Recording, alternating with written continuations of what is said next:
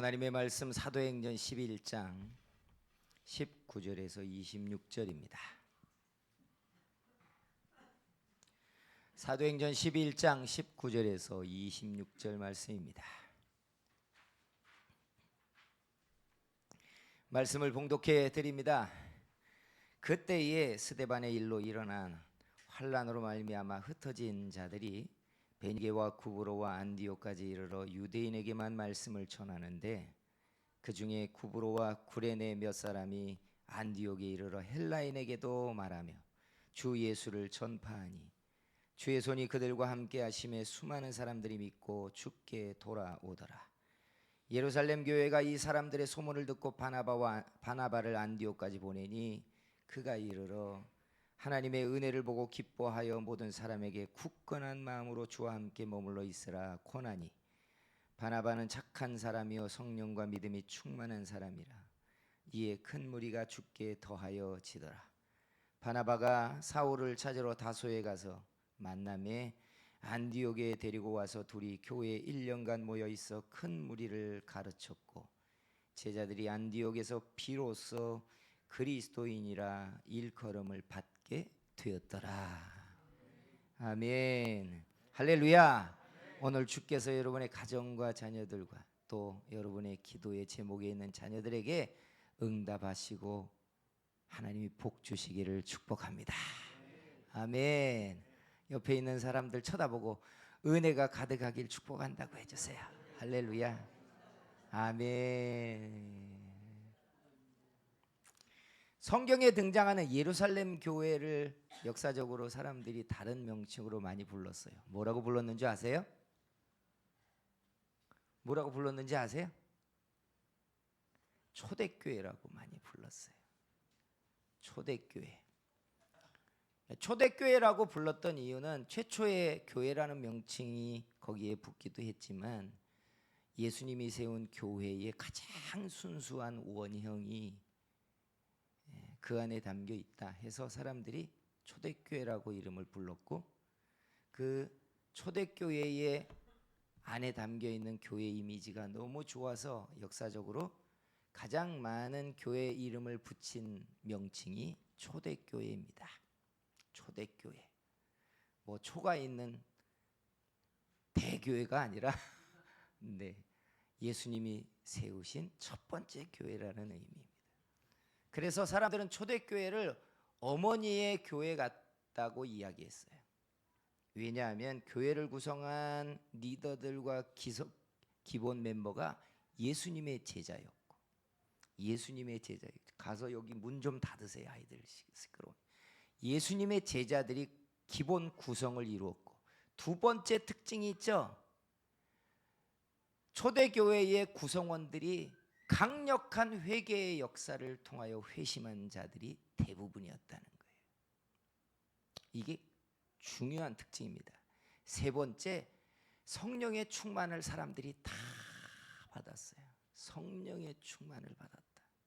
그리고 모이면 기도하고 흩어지면 전도하고 사도의 가르침을 받아서 서로 교제하고 연합하는데 얼마나 그 사랑이 깊었는지 사람들이 자기의 소유를 제 것이라고 주장하지 않고 필요를 따라 나누고 공급하는 진짜 천국의 공동체 같은 모습이 예루살렘 교회에 있었다는 거예요. 그래서 교회 학자들이 언제나 교회에 대한 모델을 얘기할 때마다 예루살렘 교회를 모델로 이야기합니다. 그게 교회의 가장 아름다운 모양이라는 거예요. 여러분의 초대교회는 어디입니까? 이 말은 여러분의 마음에 담겨있는 가장 은혜롭고 순수하고 즐겁게 신앙생활했던 여러분의 초대교회는 언제였냐는 거예요. 떠오르시죠? 교회 생활을 즐겁게 하지 않는 분들의 대부분은 이 어머니와 같은 자기의 초대교회가 없는 분들이에요. 교회 생각하면 목사가 헌금 강조하지, 좀 열심을 내려고 하면 직분 맡기지, 처음에는 누구든지 오라 오라 해놓고 갈수록 의무와 역할은 많아지지. 교회에 대한 이미지가 나는 안 좋습니다. 이런 분들도 있잖아요. 근데 여러분, 대부분의 교회 안에는 초대교회의 이미지가 있습니다. 은혜를 받았던 교회, 달마다 충만하게 기도 생활하고 성도들끼리 국수 말아 먹고 밥 먹고 김치 하나로 서로 교제를 하고 먹고 마시면서 즐겁게 신앙생활하며 하나님을 알아갔던 자기들만의 초대교회가 있어요. 여러분도 있죠? 하나님이 그 속에 은혜가 여러분을 점점 더 든든하고 견고하게 만들어 주실 줄 믿습니다. 그런데 이런 어머니의 모태 같은 예루살렘 교회가 그리 오래 가지 못했다는 거 여러분 아십니까? 예수님이 승천하신 후에 마가의 다락방에서 교회가 시작되었는데 시간이 지나면서 3,000명이 모이더니 5,000명이 모이고 10,000명, 20,000명씩 교회가 모이기 시작했어요. 10년쯤 지났을 AD 40년이 좀 지났을 때 스데반의 순교 사건이 터지면서 대박해를 겪으며 교회가 점점 위축되기 시작했어요. 그래도 예루살렘 교회의 명맥을 유지하고 있었는데 마지막에 AD 70년이 되었을 때 로마가 예루살렘을 완전히 멸망시키면서 어머니의 모태 같았던 예루살렘 교회는 역사 속에 사라져 버렸어요. 그러니까 초대교회가 역사로 따지자면 채 40년도 못 갔다는 이야기예요. 그렇게 수만 명이 모였던 그 놀라운 교회가 채 40년도 되지 않아서 역사 속에서 없어져 버렸어요. 없어져 버렸어요. 요즘 교회 뭐 100주년 기념 교회, 200주년 기념 교회 하는 데 많잖아요. 유럽에 가보십시오. 1000년이 넘은 교회, 2000년이 된 교회들도 수두룩합니다. 한국 교회는 100주년만 되어도 막 교회 안에 뭐 별실들을 만들어 놓고 기념 홀들을 만들어 놓잖아요. 근데 예수님의 제자들에 의하여 시작된 그 아름다운 교회가 40년도 되지 않아서 역사 속에 없어져 버렸어요. 이걸 가리켜 교회 학자들은 우리가 이해하기 조금 어려운 용어를 쓰는데 교회의 촛대가 옮겨졌다라고 표현합니다. 즉 예루살렘 교회를 만들어냈던 성령의 불이 예루살렘 교회에서 다른 곳으로 옮겨져 갔다는 거예요.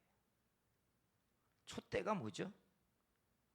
촛대의 근원을 따지고 들어가면 성전 안에 하나님의 임재를 상징하는 불이었어요.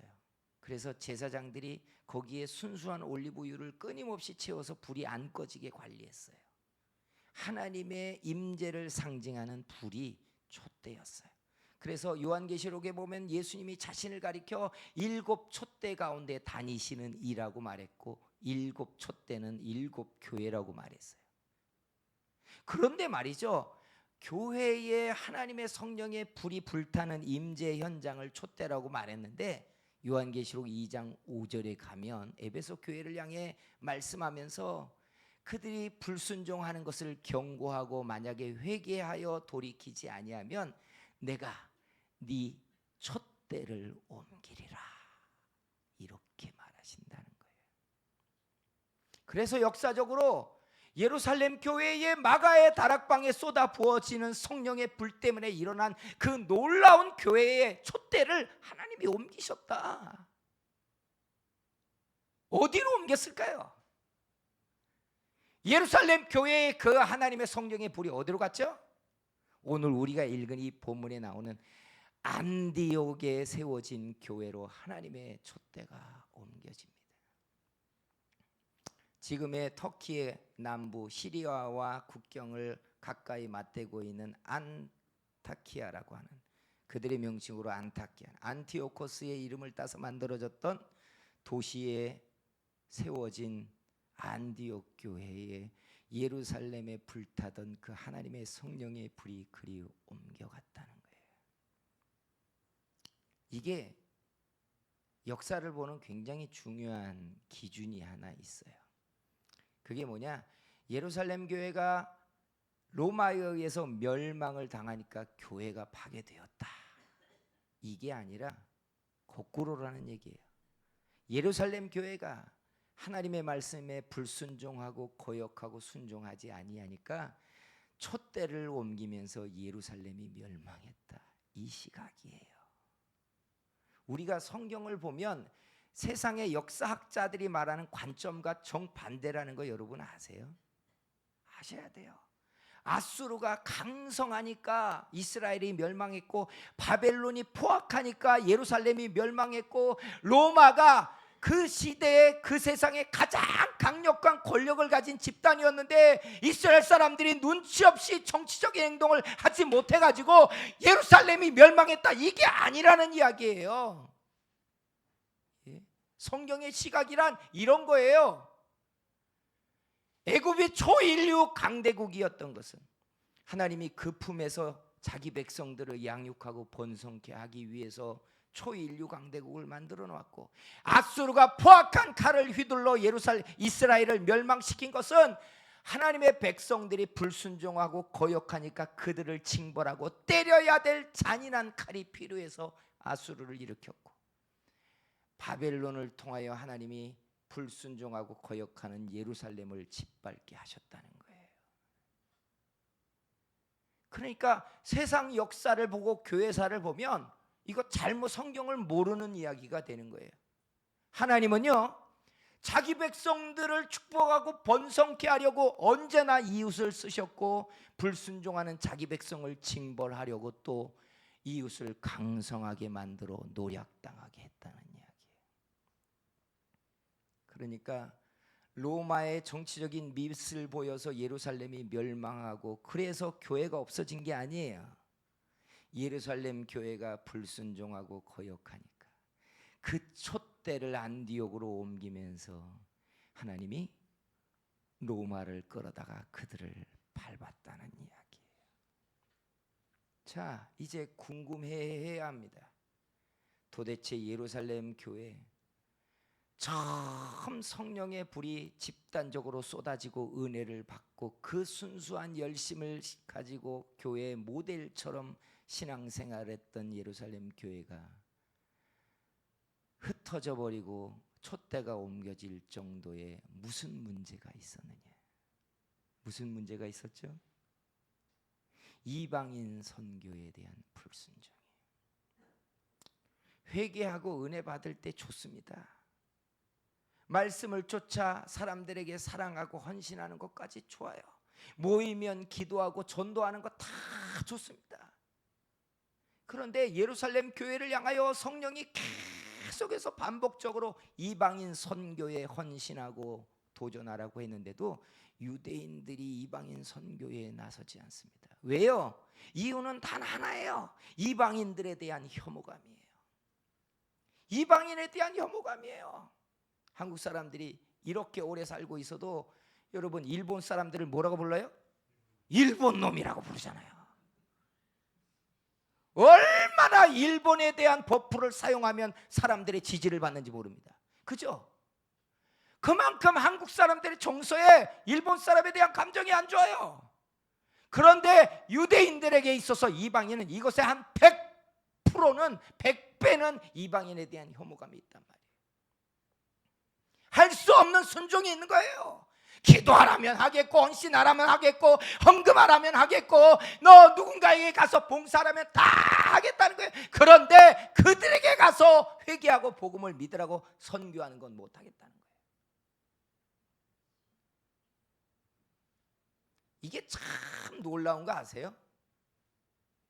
우리는 내가 할 만큼 믿는 것 가지고 하나님이 셈해 줬으면 좋겠는데, 하나님이 예루살렘 교회에 성령의 불을 옮겨버리기 시작해요. 이방인들로 구성된 안디옥 교회에 선교하라고 하니까 그들은 꺼리낌 없이 선교를 시작해버립니다. 그래서 이방인 교회에는 안디옥 교회가 채택되는 거예요. 문제없이 이방인에 대한 복음 선교를 그들은 시작해버려요. 그래서 여기에서 우리가 주목해야 되는 첫 번째 메시지가 있어요. 그게 뭐냐? 하나님이 우리에게 은혜 주시는 것과 능력 주시는 것에는 목적이 있다예요. 목적이 있습니다. 하나님이 여러분에게 들려주신 은사와 능력과 복에는 의도가 있고 목적이 있다는 사실을 믿으시기를 축원합니다. 목적이 이행되어지지 아니하면 하나님이 그걸 거두기 시작해요. 제가 볼 때 어려서 은혜 생활하면서 하나님의 은사와 능력을 받은 사람들이 많은데 약 30%는 시간이 지나면서 은사가 없어지고 하나님이 주시겠다고 약속했던 축복을 받지 못하고 지나갑니다. 왠줄 몰라요. 그걸 가르쳐주는 사람도 드물어요. 의도대로 자기에게 하나님이 원하시는 쓰임대로 쓰여지지 않는 거예요. 그러니까 은사를 거두세요. 쓰여지지 않게 해요. 사람을 하나님이 지을 때부터 처음부터 목적 있게 지었다는 거 아세요? 사람이 왜 지어졌어요? 이사야 10장이 뭐라고 말해요? 이 백성들은 나를 찬송하기 위하여 내가 지었대요. 하나님의 영광이 되려고 사람을 지었는 줄 믿습니다. 이게 목적이에요. 그러니까 죄 가운데 있던 우리를 다시 불러서 은혜 주시고 능력 주시고 은사 주시고 복을 주실 때에도 그 몫에는 하나님의 의도가 있어요. 하나님의 영광을 나타내려고 하는 의도가 있어서 은혜 주시고 목적을 주신다.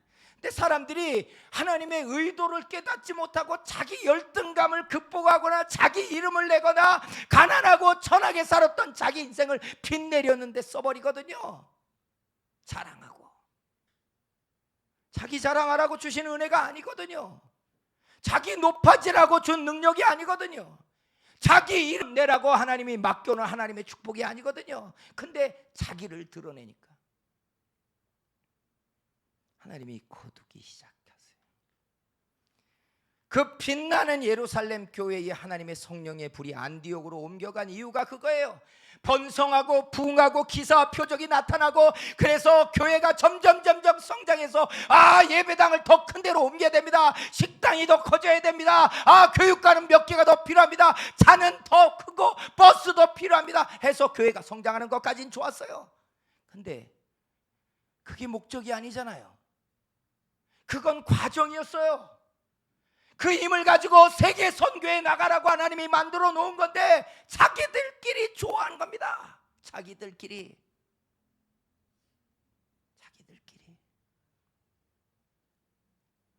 얼마나 자주 경고했겠어요.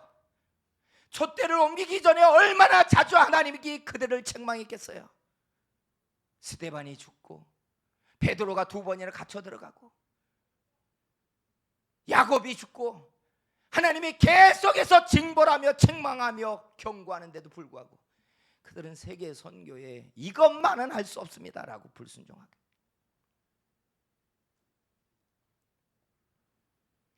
그래서 여러분, 은혜보다 자존심이 세면 위험해요. 말씀보다 내가 더 중요하면 무너지게 되어 있어요.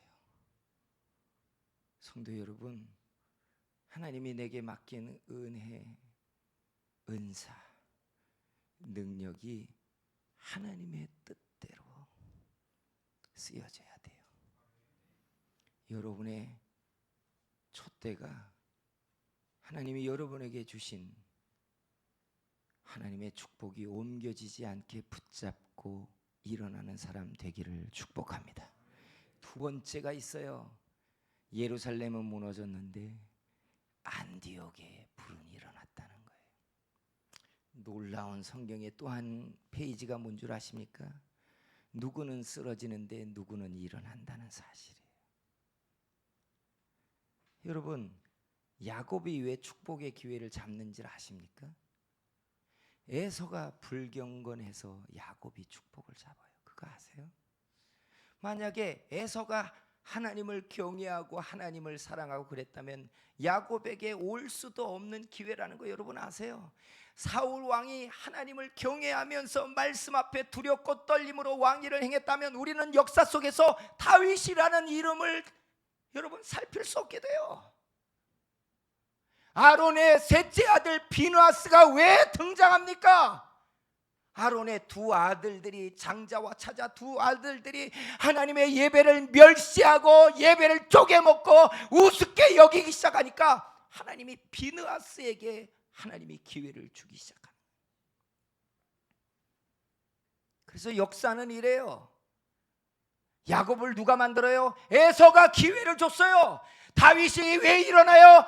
사울 왕이 넘어지는 것 때문에 다윗이 일어났어요. 비느하스가 언제부터 대제사장입니까? 그의 형들이 불경건하고 자빠지니까 셋째 아들 주목하지도 않던 비느하스가 하나님 앞에 세워지기 시작해요.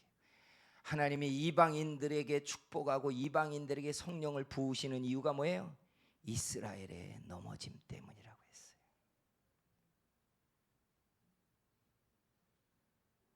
성도 여러분, 누군가가 은혜를 잃어버리고 누군가가 사명을 잃고 누군가가 쓰여짐의 자리를 떠나면 아셔야 돼요. 하나님의 일이 멈추지 않아요.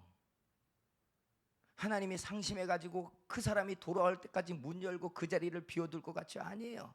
예루살렘 교회가 촛불이 꺼지면 예루살렘 교회가 없어지는 게 아니에요. 똑같이 은혜 받고 하나님을 영화롭게 하고 신령한 예배 생활을 하는 안디옥의 또 다른 사람들이 일어나는 거예요. 이게 새 가죽 부대입니다. 새 가죽 부대예요. 사랑하는 성도 여러분, 에서의 분노, 사울 왕의 분노, 이방인들에게 은혜 부으시는 것에 대한 불평과 비난, 이게 뭘 것 같아요? 내가 잃어버려 놓고 하나님이 새 가죽 부대를 쓰시는 것에 대한 불편함이에요. 아세요? 하나님 앞에 자기의 촛불이 꺼지지 않게 하셔야 돼요. 하나님의 교회에 불타오르는 하나님의 촛대가 옮겨지지 않게 해야 돼요. 자기 사명을 깨어서 감당하는 사람들 되기를 주의 이름으로 축복합니다. 둘러보았더니 하나님 앞에 내가 첫 번째 기회를 가진 사람이 아니었다면 경건하게 근신하면서 하나님의 촛대를 옮기고 새 가죽 부대를 준비해야 되는 기회가 올 때 여러분에게 그 기회가 되는 새 가죽 부대가 되어야 할 줄 믿습니다. 기도하겠습니다. 한번 같이 가슴에 손을 얹고 기도할 거예요. 하나님, 꺼져버린 성령의 불이 불타오르게 해 주시옵소서. 하나님, 사명을 잃어버리고 내게 맡긴 하나님의 은사와 능력을 잃지 않게 하시고 하나님의 불이 다시 불일 듯 불타오르게 만들어 주시옵소서 하고 주여 삼차 기도합니다. 주여, 주여, 주여, 사랑하시는 우리 아버지 하나님, 은혜를 감사하고 고맙습니다.